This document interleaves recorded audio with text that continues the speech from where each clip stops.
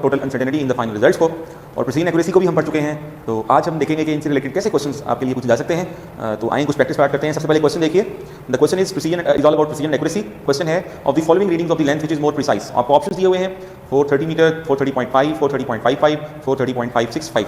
तो स्टूडेंट्स हम जानते हैं कि जो प्रिसाइज रीडिंग होती है वो होती है जिसका लीस्ट काउंट सबसे कम होता है। अब यहाँ पे आपको लीस्ट काउंट नहीं दिए गए, लेकिन आप अगर जरा वैल्यूज को देखें तो ऑप्शन ए का मतलब है कि पॉइंट के बाद आपको कोई डेसिमल प्लेस नहीं मिलेगा। ऑप्शन बी का मतलब है पॉइंट के बाद आपको एक डेसिमल प्लेस मिलेगा। सी का मतलब है पॉइंट के बाद 2, और डी ऑप्शन का मतलब है कि आपको पॉइंट के बाद 3 डेसिमल प्लेसेस मिलेंगे। सो इट मीन्स के जो सबसे ज़्यादा कम लीस्ट काउंट है वो ऑप्शन डी का है। या यूँ निशानी रख लीजिए कि अगर लीस्ट काउंट ना दिए हुए हों तो ये देखना होता है कि पॉइंट के बाद डिजिट्स की तादाद किसमें ज़्यादा है या डेसिमल प्लेसेस किसकी ज़्यादा है। तो वो किसकी ज़्यादा है? ऑप्शन डी में। So D option will be the correct option, that is 430.565 metre. Next question देखिए स्टूडेंट्स, क्वेश्चन है a student carries out a series of determination of the acceleration of the free fall G. और आपको पता है कि free falling body का जो acceleration होता है वो 9.8 मीटर पर सेकंड स्क्वायर होता है। So keep that in mind. So the table shows the results what can be said about the experiment. G की जो वैल्यूज आ रही हैं आपके पास वो आ रही हैं 4.91, 4.89, 4.88, 4.90, 4.93 एंड 4.92। सो आप देख रहे हैं ये वैल्यूज आपस में बहुत ज़्यादा करीब हैं, लेकिन ये एक्चुअल रिजल्ट से बहुत दूर है। Actual result is 9.8। तो हम कहेंगे कि ये जो सेट ऑफ रीडिंग्स हैं these are not accurate but is precise. Accurate तो नहीं है लेकिन ये प्रिसाइज सेट ऑफ रीडिंग्स है। नेक्स्ट क्वेश्चन देखिए students, a force F is applied on a square plate of length L if the percentage error in the determination of the length is 2%. So percentage error in the determination of length is minus 2% and that in force is 4%. So percentage error in force जो है that is 4%. So question है what is the permissible error in the pressure. So student हमने error in pressure मालूम करना है। तो सबसे पहले देखिए कि pressure का फार्मूला आपको आना चाहिए। pressure का फार्मूला है pressure is force per unit area. So it is uncertainty और error in pressure is basically uncertainty in force plus, अब देखें आपके पास स्क्वायर प्लेट है, तो जो स्क्वायर प्लेट है उसकी मतलब लेंथ और विड्थ बराबर है, तो आप उसके जो एरिया को in terms of L square भी लिख सकते हैं। तो अब आप जब इस फॉर्मूले में अनसर्टेनिटी मालूम करोगे प्रेशर की, तो आप लिखोगे 2 into percentage uncertainty of length, क्योंकि पावर रूल लगेगा। आपको पता है कि दो फिजिकल क्वांटिटीज डिवाइड हो रही हो तो उनकी परसेंटेज अनसर्टेनिटी ऐड होती है, और पावर रूल लगे ये जो पावर है वो उस लेंथ की परसेंटेज अनसर्टेनिटी से मल्टीप्लाई हो जाएगी।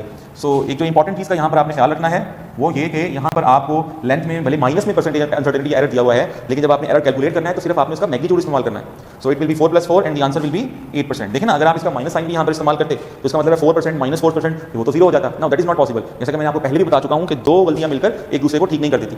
सो the correct option for this question is option D and that is 8%. The next question is the value of current is given, and that is I is equal to 2.5 plus minus 0.05 milliampere. The resistor is marked as having a value of, जो resistance है that is 4.7 plus minus 2% in ohms. So question है what would be the percentage uncertainty in the power dissipation in the resistor. हमने percentage uncertainty या error power में मालूम करना है। तो सबसे पहले जिस चीज़ में आपने error मालूम करना है या percentage uncertainty मालूम करनी है तो क्या करना पड़ेगा आपको, उसका फार्मूला आना चाहिएगा। तो पावर को in terms of current और resistance कैसे लिखते हैं जी, I square R. So from here percentage uncertainty in power is 2 times percentage uncertainty in I plus percentage uncertainty in R. आप जानते हैं स्टूडेंट्स के जो पावर रूल के मुताबिक जो पावर होती है वो उसी फिजिकल क्वांटिटी की परसेंटेज अनसर्टेनिटी से मल्टीप्लाई हो जाती है। सो अब इस क्वेश्चन में हम लिखेंगे कि हमें रेजिस्टेंस की तो परसेंटेज एरर दिया हुआ है, हाँ हमें करंट का परसेंटेज एरर नहीं दिया हुआ जो हम कैलकुलेट करेंगे। So percentage error in current is least count which is 0.05 over measured value which is 2.5 multiply by 100 divide by 100, या multiply by 100% लिखते हैं या multiply by 100 divide by 100 लिखते हैं। So it will be 5 over 2.5, it will be 2 over 100 और 2 over 100 का मतलब है 2%. So percentage error in current is 2%. Now put all these values. So percentage error in power is 2 times percentage error in current is 2% plus percentage error in resistance is also 2%. So it will be 4% plus 2%. So the answer will be, in this case we can see that the percentage error in current is 2% and the error in the total power is it will be 2 into 2% which is 4% plus 2% and that is 6%. Next question देखिए, a thermometer can be read to an accuracy of 0.5 degree Celsius. Now this thermometer is used to measure a temperature rise from 40 degree Celsius to 100 degree Celsius. Student हम initial temperature को कैसे लिख सकते हैं, 40 degree Celsius plus minus जो accuracy दी हुई है उसका लीस्ट काउंट 0.5 डिग्री सेल्सियस, और जो फाइनल टेम्परेचर है that is 100 degree Celsius plus minus 0.5 degree Celsius, हम उसको ऐसे लिख सकते हैं। So what is the percentage uncertainty in the measurement of the temperature rise, जो टेम्परेचर बढ़ा उसमें परसेंटेज एरर मालूम करना है। So basically temperature rise here is delta T which will be T F minus T I. पहले इसकी absolute uncertainty देखेंगे, measured value में से मेजर्ड वैल्यू को सब्ट्रैक्ट कर दें, 100 minus 40 that will B 60 degree Celsius plus minus, आपको पता है कि अगर सब्ट्रैक्शन भी हो तो परसेंटेज अनसर्टेनिटी क्या होती है, ऐड होती है। सो वैल्यू सब्ट्रैक्ट हो रही है लेकिन सॉरी एब्सोल्यूट अनसर्टेनिटी ऐड होती है। सो आप देख सकते हैं कि 0.5 प्लस 0.5 1 डिग्री सेल्सियस हो रहा है। अब आप इसकी परसेंटेज अनसर्टेनिटी निकालें, और वो कैसे निकालते हैं, least count over measured value multiply by 100 divide by 100। सो ये percentage uncertainty in temperature rise होगी तो ये आ जाएगा 100 ओवर 60 ओवर 1 बाय 100, इसका मतलब होता है ओवर परसेंट, तो ये 1 पॉइंट समथिंग आ जाएगा। तो अगर आप इसको देखें तो it will B 10 over 10 into 6 आ जाएगा ये। सो it will be something about 1.6 something, तो उसके नियरेस्ट जो है आंसर वो आप देख सकते हैं कि वो पॉइंट डी है which is 1.7%. So the correct option will be 1.7%. The percentage error in the temperature rise will be 1.7%. Next question देखिए, if A is equal to B4 the fractional error. So fractional error A is equal to B4 है, वही बात कि जो fractional error आएगा वो कैसे आएगा, 4 into error in b divided by original value. Error कैसे निकालते हैं? Difference over original. रूल वही है पावर रूल के, जो पावर होगी वो उसके फ्रैक्शनल एरर से मल्टीप्लाई हो जाएगी। So that will be the fractional error in A, 4 into delta B over B. So the correct option in this case will be option C, which is 4 into delta B over B. Student next question देखिए। The question is we have a formula p is equal to a square b over c cube, और वो क्वेश्चन में कहता है where percentage error in ABC are respectively. a में जो है परसेंटेज एरर वो ±2% है, b में एरर जो है वो ±3% है, और c में जो एरर है वो है ±5%। तो क्वेश्चन है the total percentage error in the measurement of p, इसमें टोटल परसेंटेज एरर मालूम करना है। सो अगर ये एरर प्लस माइनस में दिए हुए हैं, जैसे कि मैंने आपको बताया था कि आपने इनके मैग्नीट्यूड्स इस्तेमाल करने। So it will be percentage error in p and that is equal to 2 into percentage error of a plus percentage error of b plus 3 into percentage error of c।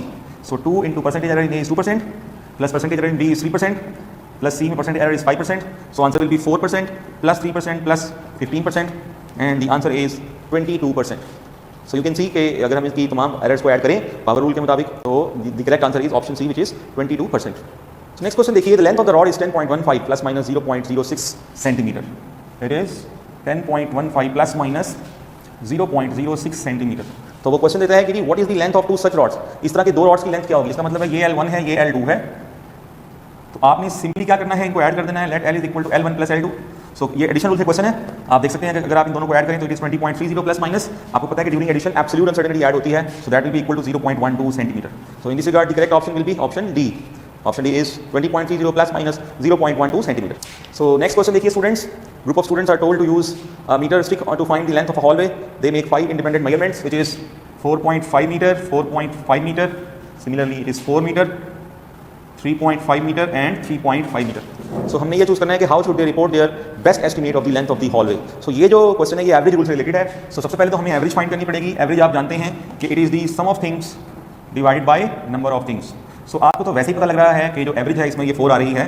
Now let us calculate the uncertainty in the final bit. So if you look at the options of the question, तो आप देखिएगा कि जो average 4 आ रही है वो दो option में आ रही है, एक सी में आ रही है और एक डी में आ रही है। इसका मतलब है कि हमने अब दो ऑप्शन लेफ्ट कर दिए। अब हमने इन दो के बारे में सोचना है कि एवरेज क्या आएगी। सो आप जानते हैं कि कैसे हम करते हैं कि जी तमाम वैल्यूज को वर्टिकली लिख लें और हर एक में से एवरेज माइनस कर दें।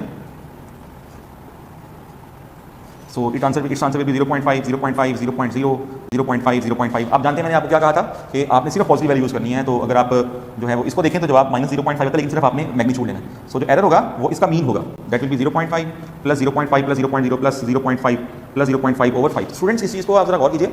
मैं आपको डिटेल से क्वेश्चन समझा रहा हूँ, लेकिन कुछ चीज़ें अंडरस्टूड है। लाइक अगर आप इनकी एवरेज लें तो basically it is 2 over 5 which is 0.4। So इसको हम लिखेंगे plus minus 0.4 metre. So the correct option will be option D, which is the length will be 4 plus minus 0.4 meter. So dear students, let's start the second topic, which is motion and force. Motion and force में जो content है वो पहले discuss किए जा चुके हैं, और हम इसमें तरतीब इस तरह से चलेंगे कि पहले हम जो सेकंड चैप्टर है आपका उसमें जो कंटेंट्स हैं लाइक टॉर्क और इक्विलिब्रियम हम इनको पहले करेंगे, और फिर हम चैप्टर नंबर 3 स्टार्ट करेंगे जो कि डिस्प्लेसमेंट और डिस्टेंस के कंपैरिजन से स्टार्ट होगा। सो सबसे पहले what do we mean by torque. मैंने यहाँ पर मुख्तलिफ ऑप्शन दिए हैं जिनके जरिए आप टॉर्क को डिफाइन कर सकते हैं। आप कह सकते हैं कि torque is the cross product of r and F. R क्या है? R is the distance from the pivot point to the point of application of force. या आप कह सकते हैं कि product of moment arm and force, और moment arm क्या होता है? Perpendicular distance from the axis of rotation to the point of application of force. या आप कह सकते हैं कि torque is the rotational analog of force. अब मैंने ये क्यों कहा? जिस तरह लीनियर मोशन में F is equal to ma होता है, तो एंगुलर मोशन में tau is equal to I alpha होता है। यानी कि लीनियर मोशन में जो रोल फोर्स प्ले करती है वही रोल एंगुलर मोशन में टॉर्क प्रोड्यूस करता है।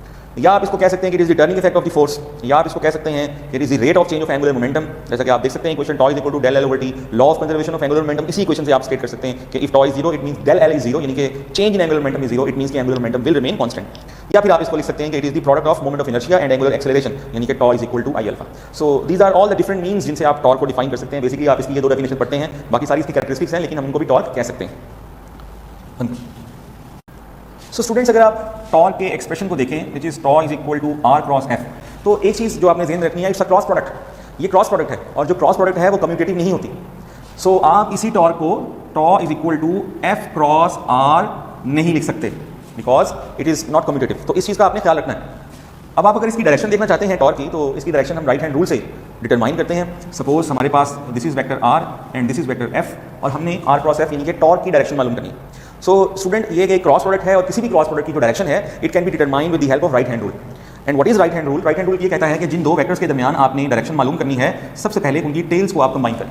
तो मैंने इन दोनों की टेल्स को कंबाइन कर दिया और फिर पहले वेक्टर की तरफ अपनी उंगलियों को करें और उसको रोटेट करते हुए दूसरे वेक्टर की तरफ ले जाएं, कीपिंग योर थंब डायरेक्ट। और ये आपने लेके जाना है थ्रू स्मॉलर एंगल, यानी कि आप आर को एफ की तरफ ऐसे भी लेके जा सकते हैं और ऐसे भी लेके जा सकते हैं। स्मॉलर एंगल ये है तो this is r cross. So this is the direction of the torque. और इस डायरेक्शन को ध्यान में रखिएगा। आप देख सकते हैं कि ये जो डायरेक्शन है टॉर्क की that is perpendicular to r, ये जो डायरेक्शन है टॉर्क की that is perpendicular to F. और देखिए जो टॉर्क की डायरेक्शन है ये इस व्हाइट बोर्ड का जो प्लेन है जिसमें आर और एफ है ये इसके भी परपेंडिकुलर है, यानी कि मैं कह सकता हूं कि direction of torque is perpendicular to the plane containing r and F. और एक चीज देखिए ये जो टॉर्क है that is parallel to r cross F. अभी हमने आर क्रॉस एफ की डायरेक्शन मालूम किया ना, वो ये आई है, तो हमने कहा कि जो आर क्रॉस एफ की डायरेक्शन है वही टॉर्क की डायरेक्शन है। इसका मतलब है दोनों एक दूसरे के क्या है, पैरेलल है। तो ये चार चीजें आपने याद रखनी है, इनसे रिलेटेड ऑब्जेक्टिव आ सकती है। सेकंड थिंग इज जब आप टॉर्क की डेफिनेशन को देख लेते हैं तो you must understand how to calculate the torque. Sometime आपको टॉर्क की वैल्यूज आर और एफ की देकर आपसे टॉर्क कैलकुलेट करना पूछा जा सकता है। सो इसका जो सिंपलेस्ट मेथड है वो ये है कि आप डेफिनेशन लिखिए, एक डिटरमिनेंट साइन बनाइए, this is I, this is J, this is के, इस तरह लिखिए। उसके बाद आपने देखना है कि यहाँ पहले कौन क्या लिखा हुआ है, यहाँ पहले आर लिखा हुआ है तो आर के कोफिशिएंट्स को आपने लिखना है, आई के नीचे आई के कोफिशिएंट को, जे के नीचे जे के कोफिशिएंट को, के नीचे के कोफिशिएंट को, फिर एफ है तो इसके कोफिशिएंट लिखेंगे दैट इज -3, 1 एंड 5। तो फिर torque is equal to determinant sign लगाएंगे, फर्स्ट डिटरमिनेंट के साथ पॉजिटिव साइन आएगा, यहाँ बाहर आई यूनिट वेक्टर लिखते हैं, दूसरे के साथ डिटरमिनेंट साइन नेगेटिव आएगा, यहाँ जे और तीसरे के लिए के। दो मेथड है। दूसरा मेथड आप जानते हैं कि उसके लिए आपको ये याद होना चाहिए कैलकुलेट करना कि this is I, this is J, this is के। तो फिर दूसरे मेथड के लिए आपको फॉर्मूलाज याद होने चाहिए कि I cross J is equal to K, J cross K is equal to I, K cross I is equal to J and etcetera. So यहाँ क्या लिखना है डिटरमिनेंट में, आई जिस रो में है ये रो खत्म करते हैं, जिस कॉलम में कॉलम खत्म करते हैं तो दैट इज 3, 1, 1, 5। जे में क्या लिखना है, जे जिस रो में है रो खत्म करते हैं, कॉलम में है कॉलम खत्म करते हैं, बाकी क्या बचा 7, 1, -3 एंड 5। के जिस रो में है रो खत्म करते हैं, कॉलम में है कॉलम खत्म करते हैं तो बाकी क्या बचा 7, 3, -3, 1। और अब इनको सिंपली आप सॉल्व कर लें, क्रॉस मल्टीप्लिकेशन कर दें, आई माइनस जे प्लस के, ये माइनस फॉर्मूले के लिए आ गया और माइनस के तो फिर वो प्लस हो गया। So the torque will be 14i minus 38j plus 16k newton meter. So इस तरह से स्टूडेंट्स टॉर्क आप कैलकुलेट कर सकते हैं। अगर आप प्रैक्टिस कर लेंगे तो it is not time taking at all. या दूसरा मेथड इसका फिर ये है कि आप आर और एफ को मल्टीप्लाई करके फिर जो एंटिटीज आती जाए, फॉर एग्जांपल अगर आई क्रॉस जे आया तो उसको आप के कर लीजिए, जे क्रॉस के आया तो उसको आई कर लीजिए। तो इस तरीके से आपको टॉर्क जो है वो कैलकुलेट करना भी आना चाहिए। ये क्वेश्चन भी आ सकते हैं, डायरेक्शन से रिलेटेड क्वेश्चन भी आ सकते हैं और कैलकुलेशन से रिलेटेड क्वेश्चन भी आ सकते हैं। तो स्टूडेंट्स अगर आप टॉर्क की बेसिक डेफिनेशन को देखें तो आप देखेंगे कि टॉर्क ना सिर्फ डिपेंड करता है आर और एफ पे, लेकिन इसका जो मैग्नीट्यूड है वो थीटा पे भी डिपेंड करता है। सो इफ आर और F are parallel to each other, अगर ये पैरेलल हैं तो फिर इनके दरमियान एंगल 0 डिग्री का हो जाएगा, then torque will be equal to 0। For example ये एक दरवाजा है जो कि ऐसे खुलता है, ये आर है, इफ दिस इज आर, और मैं इसको ऐसे ही पकड़ के खींच रहा हूँ, यानी कि मेरी फोर्स भी इस तरफ लग रही है और आर भी इस तरफ है, तो आर और एफ के दरमियान जो एंगल होगा दैट विल बी 0 डिग्री। सो इस सूरत हाल में साइन 0 आ जाएगा, टॉर्क विल बी 0। जाहिर बात है अगर आप दरवाजे को ऐसे करेंगे दरवाजा नहीं घूमेगा। या अगर आप यहाँ पे 180 डिग्री लगा दें, यानी कि if this is the door, इस तरह से रोटेट करना है, इफ दिस इज आर और मैं इस पर ऐसे फोर्स लगा रहा हूँ, इस तरह फोर्स लगा रहा हूँ, the angle between r and F will be 180 degree. इस सूरत में भी टॉर्क अप्लाई नहीं होगा। सो इन दोनों सूत्रों में टॉर्क 0 होगा। हाँ अगर ये आर है और आप ऐसे फोर्स लगा रहे हैं, इफ दिस इज फोर्स और दिस इज फोर्स, तो फिर अगर थीटा 90 डिग्री का होगा तो फिर टॉर्क विल बी मैक्सिमम। तो ये भी आपको बात याद रखनी है कि जो टॉर्क है it will be minimum at 0 degree और 180 degree and it will be maximum at 90 degree. So student let us see कि हमारे पास टॉर्क का ये जो फॉर्मूला है tau is equal to are F sine theta, इसका क्या मतलब है। देखिए समटाइम्स तो ऐसे होता है कि सपोज आपके पास this is the pivot point, ये पिवट पॉइंट है और समटाइम्स ये फोर्स लग रही होती है, तो मोमेंट आर्म जो है वो परपेंडिकुलर डिस्टेंस है, perpendicular distance from the pivot point to the point of application of force. लेकिन हमेशा जो है वो मोमेंट आर्म और फोर्स के दरमियान एंगल 90 डिग्री का नहीं होता। समटाइम ऐसा भी होता है कि आपको टॉर्क फिर कैलकुलेट करना पड़ता है। सो कैसे हम इसको कर सकते हैं, दो तरीके हैं इसके। आप फोर्स को दो हिस्सों में डिवाइड कर दीजिए। अगर आप ये ओरिजिन है तो ये फोर्स के जो दो हिस्से हैं, एक हिस्सा ये बन जाएगा और एक हिस्सा जो है वो इसका ये बन जाएगा। अब अक्सर स्टूडेंट को ये रिजॉल्व करना नहीं आता और वो मुझसे पूछते हैं कि सर ये कैसे रिजॉल्व करते हैं। तो आप जरा ये देखिए ये फोर्स किस तरफ जा रही है, एक तो ये फोर्स ऊपर की तरफ जा रही है और दूसरा दाईं तरफ जा रही है। तो इसके जो दो कंपोनेंट बनेंगे वो भी एक ऊपर की तरफ बनेगा, एक राइट साइड पर बनेगा। तो अब आप टॉर्क कैसे लेंगे, इसमें फॉर्मूला याद रखिएगा। जिस दो क्वांटिटी थी ना आर और एफ, तो जिसको दो हिस्सों में रिजॉल्व नहीं किया, आप उसका पूरे का पूरा कंपोनेंट ले लीजिए, पूरे का पूरा मैग्नीट्यूड ले लीजिए, वेक्टर नहीं ये वेक्टर, इसका मैग्नीट्यूड ले लीजिए। और फिर जिस वेक्टर को दो हिस्सों में रिजॉल्व किया है, तो देखिए ये थीटा के सामने वाला कंपोनेंट क्या होता है, एफ साइन थीटा, और ये क्या कंपोनेंट है, एफ कॉस थीटा। तो फिर जिस क्वांटिटी को दो हिस्सों में रिजॉल्व कर चुके हैं उसका वो वाला कंपोनेंट लेना है जो पहले वेक्टर के परपेंडिकुलर हो। तो आर के परपेंडिकुलर क्या है, एफ कॉस थीटा तो नहीं है, आर के परपेंडिकुलर क्या है, एफ साइन थीटा है, तो वो वाला कंपोनेंट आपने ले लेना है। So this in this way tau will be equal to are F sine of theta. एक और चीज़ देखिए, अगर आप ये भी कर सकते हैं कि आप इंस्टेड ऑफ एफ आप आर को दो हिस्सों में डिवाइड कर लीजिए। कैसे, एक हिस्सा तो ये इसी फोर्स के पैरेलल आ जाएगा और दूसरा हिस्सा इस फोर्स के परपेंडिकुलर आ जाएगा। So this is theta, so this will be r sine theta and this will be r cos theta. So torque इस केस में क्या होगा, वंस अगेन वही फॉर्मूला। अब हमने किस वेक्टर को दो हिस्सों में रिजॉल्व नहीं किया, अब हमने फोर्स वेक्टर को दो हिस्सों में रिजॉल्व नहीं किया, तो उसका पूरे का पूरा मैग्नीट्यूड ले लीजिए और आर का वो वाला कंपोनेंट जो फोर्स के परपेंडिकुलर हो। और वो देख सकते हैं मैंने यहाँ पे भी रेड से ड्रॉ किया, यहाँ पे भी रेड से ड्रॉ किया। तो यहाँ पर जो है R sine theta is perpendicular to F. So इस तरह से भी आप tau is equal to are F sine theta ले सकते हैं। सो यू मस्ट अंडरस्टैंड कि आर एफ साइन थीटा ये एक्सप्रेशन कैसे डिराइव हुआ है। सो डियर स्टूडेंट्स, जैसा कि अभी हमने देखा टॉर्क की definition are F sine theta है। सो एक बड़ा ही की एमसीक्यू है, मैं दो डिफरेंट डायग्राम्स के साथ आपको उसको एक्सप्लेन करूंगा। और इससे आपको पता लगेगा कि आपने ये रटा नहीं लगाना कि tau is equal to are F sine theta ही होता है। समटाइम्स जो टॉ है वो आर एफ कॉस थीटा भी हो सकता है। लेट अस सी। तो इस केस में टॉर्क क्या होगा, ये चार ऑप्शन दिए हुए हैं। तो this is moment arm OP, this is the length OP, और ये फोर्स है। और आप देख सकते हैं कि टेक्निकली इसको मोमेंट आर्म भी नहीं कह सकते बिकॉज मोमेंट आर्म और फोर्स में 90 डिग्री का एंगल होता है। So this is r, OP is equal to r and this is F. अब हम टॉर्क कैसे कैलकुलेट करेंगे, आप इसके दो कंपोनेंट कीजिए क्योंकि ये तो टोटली लॉन्ग एक्स एक्सिस है। तो जब आप इसके दो कंपोनेंट करेंगे तो इसका एक कंपोनेंट आपके पास ये आ जाएगा और दूसरा कंपोनेंट आपके पास ये आ जाएगा। थीटा के सामने वाला कंपोनेंट हमेशा साइन का होता है। तो this will B F sine theta and this will B F cos theta. अब डिसाइड करिए टॉर्क कैसे आएगा। टॉर्क आएगा ये वाली लेंथ कंप्लीट यानी कि ओपी और फोर्स का वो कंपोनेंट जो इस ओपी के परपेंडिकुलर होगा। और ओपी के परपेंडिकुलर कौन है, एफ कॉस थीटा है, नहीं एफ साइन थीटा है। सो इस केस में आपके पास जो टॉर्क आ जाएगा that will be OP F sine theta. So the correct option for this problem is option B which is OP F sine theta. And now let's move to the second picture. इस picture में आपको देखिए यही चार option है और हमने torque calculate करना है। अब फिर फोर्स के दो कंपोनेंट करेंगे। फोर्स के दो कंपोनेंट कैसे होंगे, ये फोर्स ऊपर जा रही है और राइट साइड पे जा रही है। इसके दो कंपोनेंट कौन से होंगे, एक इसका कंपोनेंट ये होगा और दूसरा कंपोनेंट ये होगा। तो थीटा के सामने वाला जो कंपोनेंट होता है that is F sine theta and this component is F cos of theta. So अब आप इसका टॉर्क कैसे कैलकुलेट करेंगे, ओपी का पूरा मैग्नीट्यूड और फोर्स का वो कंपोनेंट जो इस ओपी के परपेंडिकुलर है।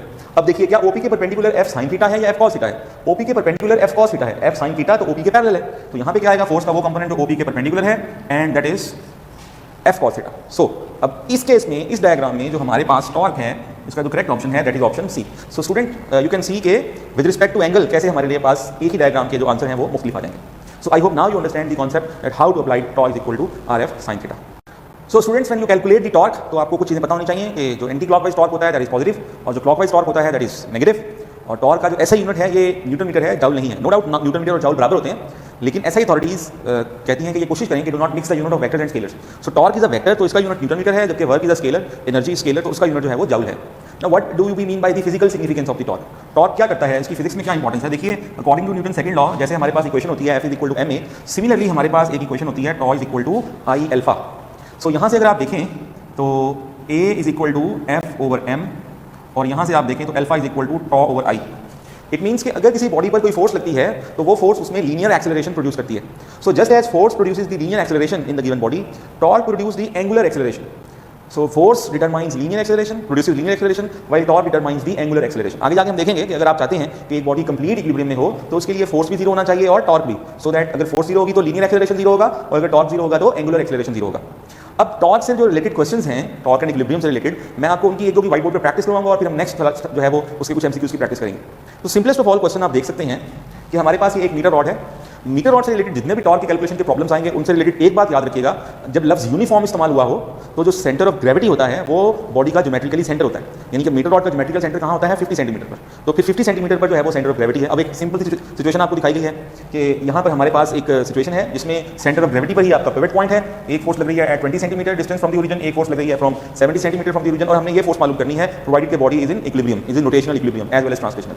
सो स्टूडेंट्स के लिए आप देखेंगे कि टॉर्क कैसे मालूम करते हैं। देखिए ये पिवट पॉइंट है, यहाँ आपकी फोर्स लग रही है, आप उसको पिवट पॉइंट की तरफ घुमाएं, यहाँ से भी पिवट पॉइंट की तरफ घुमाएं, ये आपको आइडिया हो जाएगा कि कौन सी डायरेक्शन में टॉर्क है। सो देखिए ये वाला जो टॉर्क है that is the anti clockwise torque. तो एंटी क्लॉकवाइज टॉर्क कैलकुलेट कर लें, वो कितना आएगा। टॉर्क क्या होता है, फोर्स इनटू मोमेंट आर्म। तो what is force, four moment arm क्या होता है, पिवट पॉइंट से लेकर जहाँ point of application of force है उसका परपेंडिकुलर डिस्टेंस। तो यहाँ पे डिस्टेंस क्या है 50 - 20 दैट इज 30 सेंटीमीटर। मैंने सेंटीमीटर को मीटर में कन्वर्ट नहीं करूंगा क्योंकि उसका भी सेंटीमीटर यूनिट होगा तो फिर बाद में वो कैंसिल आउट हो जाएंगे। सिमिलरली अगर आप ये वाला टॉर्क देखो तो दैट इज क्लॉकवाइज टॉर्क। सो इसमें फोर्स हमें मालूम करनी है और इसका मोमेंट आर्म क्या है, जहां फोर्स लग रही है और जो पिवट पॉइंट है उसका perpendicular distance, and that perpendicular distance is 70 - 50 which is 20। सो अगर हम ये चाहते हैं कि ये रॉड इक्विलिब्रियम में रहे तो फिर जाहिर बात है कि एंटी क्लॉकवाइज टॉर्क और क्लॉकवाइज टॉर्क को बराबर होना चाहिए। It means 4 × 30 should be equal to f × 20। So यहाँ से f बराबर आ गया 120/20 and that is equal to 6 newton. So this answer will be 6 newton. So ये सिंपल प्रॉब्लम है टॉर्क से रिलेटेड जो कि आपको कैलकुलेट करने आने चाहिए। स्टूडेंट एक और तरह से आपको टॉर्क की कैलकुलेशन आनी चाहिए and that is torque due to couple. Now what do we mean by couple, couple means two unlike parallel forces forms couple. ये दो आपके पास अनलाइक पैरेलल फोर्सेस हैं, पैरेलल लेकिन अनलाइक है, डायरेक्शन अपोजिट है। जब आप गाड़ी का स्टीयरिंग घुमाते हैं, जब आप टूटी खोलते हैं तो आप अनलाइक पैरेलल फोर्सेस लगाते हैं, कपल लगाते हैं। अब कपल की वजह से टॉर्क कैसे मालूम करना है, उसका शॉर्टकट फार्मूला ये है, रिमेंबर कपल में तो दोनों फोर्सेस का मैग्नीट्यूड बराबर होता है, तो कोई सी एक फोर्स का magnitude multiplied by complete arm length, this is the arm length, complete arm length. So 1 metre distance यहाँ से लेकर यहाँ तक है तो 1 मीटर यहाँ तक का होगा। So the total distance will be 2. So here the torque will be 8 Newton meter.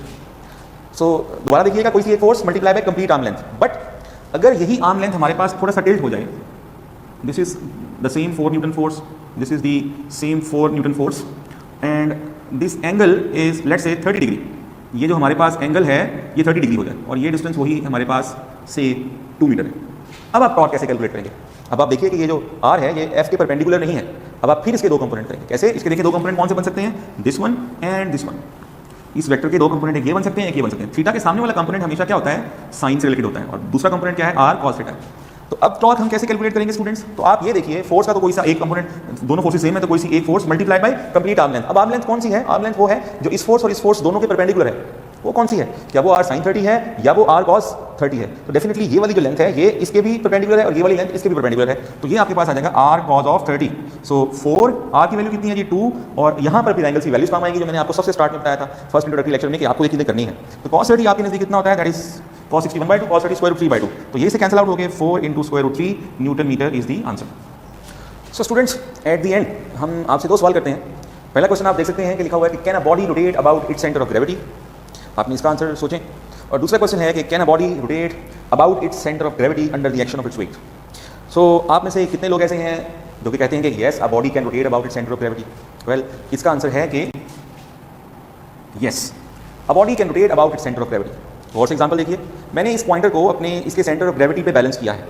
तो अगर मैं इस पॉइंटर को यहाँ फोर्स लगाता हूँ तो ये रोटेट करता हुआ नीचे गिरेगा और ये अपने सेंटर ऑफ ग्रेविटी के गिर्द रोटेट कर रहा है। और से देखिएगा, सो आपने देखा कि जैसे ही मैंने इसके एक कॉर्नर पे फोर्स लगाई तो ये बोर्ड मार्कर अपने सेंटर ऑफ ग्रेविटी के अबाउट रोटेट करता हुआ नीचे गिरा।